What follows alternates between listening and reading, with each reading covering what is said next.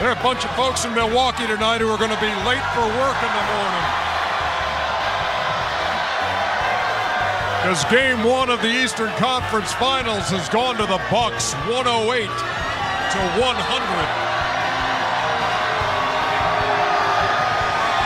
And they had to come from behind to do it. We're in the Deer District.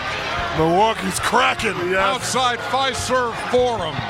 I cannot wait to do this again Friday, and then I can't wait to get to Jurassic Park. That's going to be exactly the same kind of feel there, and this was an incredible game one. If you had told me that Milwaukee, down 7 going to the fourth, would get 1 basket out of the Greek Freak in the fourth quarter and win the game by 8, I say you're plumb crazy. But let's look at the highlights from game one. Eastern Conference Finals, Toronto Raptors, Milwaukee Bucks. Kawhi and the Greek Freak. But it was another KL who was getting it done. Hey, Kyle Lowry balled out tonight, y'all. Yes, he did for sure. During the regular season, Chuck, he was 1 for 20. Tonight he played a fabulous game. He proved fabulous the whole game tonight. Danny Green knocks down the 3, and then Pascal Siakam a solid first half. Look at that move. Foul. Well, you know, they were playing on all cylinders. The game plan that they had implemented was working. And this is a game they're going to look back and say, how did we lose? Yeah, exactly. I agree with you, Kenny. Yes, great point, Kenny. Serge Ibaka, 18-footer there. At the end of one, it's 34-23. Second quarter. Brook Lopez for 3. You know, he played great. Last series, he averaged 5 points. During the postseason, averaged 8 points. Had a hell of a game tonight to give him a spark to get the win. Yeah, career playoff high 29. Malcolm Brogdon, how big is he? And having the Bucks having him back from the injury. George Hill with a swipe. It'll wind up in the hands of the Freak. You know, Reggie said something great. Toronto scored. They really controlled the tempo this whole game. Oh, what a nice touch pass inside to Leonard. 59-51 was the score at the half.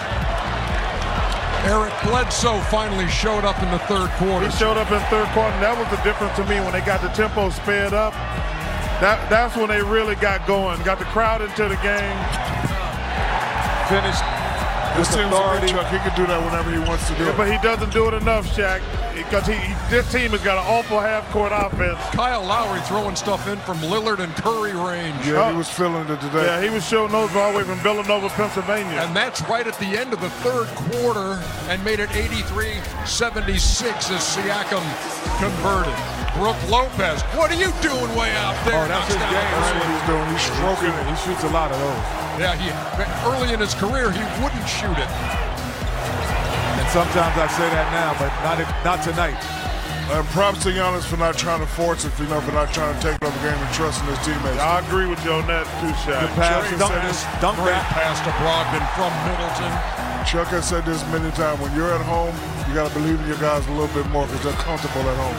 Kyle Lowry ready to fire and knocks it down. But you see on a lot of these highlights, these are broken plays and fast breaks and things like that. Right there, draw and kick. That's all you got to do, baby. Wow, another deep one by Lopez.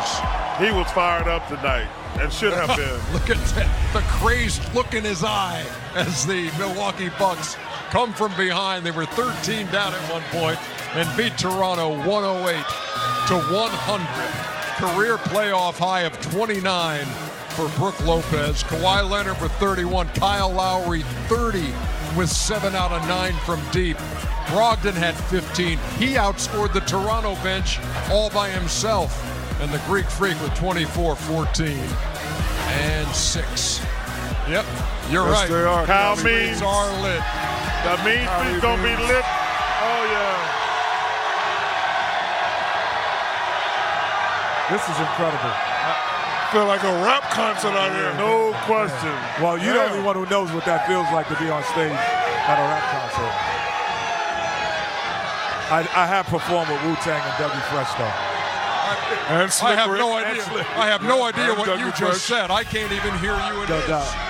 Well, Ernie, here's this fourth quarter story, 32-17. And 9 out of 18 for the Bucks, 5 for 22 from Toronto. And look at the rebounding advantage. Milwaukee trailing by 7 going to the fourth. Let me ask you guys, as the players' perspective on this thing, and it's along the lines of the point you made during the highlights.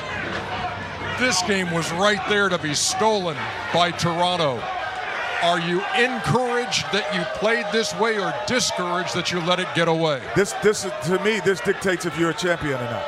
Because as a champion, no, let me take it back further.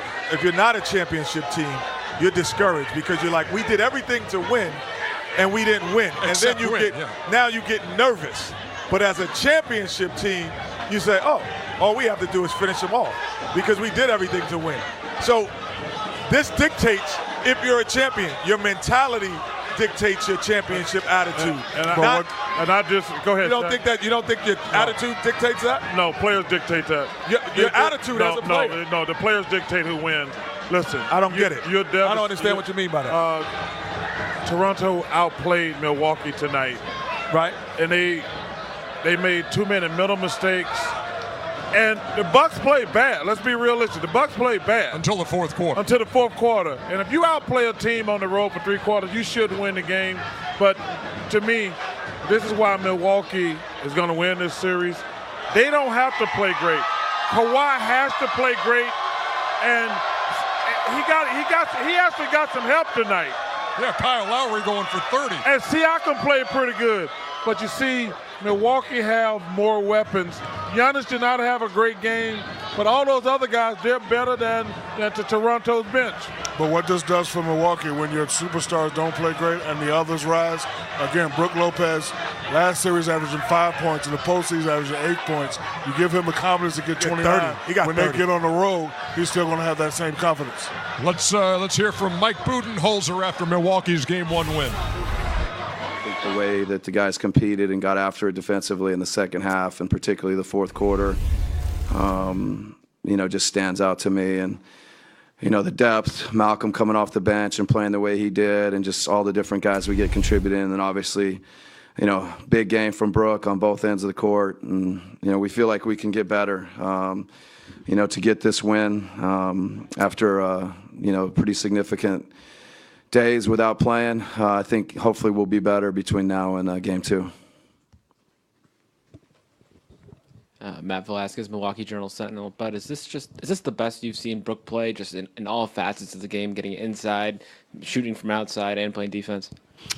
Yeah, I mean, the thing that does stand out is, the putbacks and the stuff around the basket, particularly in the first half. We were kind of struggling for scoring and just anything offensively, and he was able to kind of manufacture a couple things. And obviously in the second half, the threes and the spread that he gives us. And then defensively, I thought, we'll look at the tape, but I thought he was there, several times in the fourth quarter, making blocks, making big-time contests, rebounding.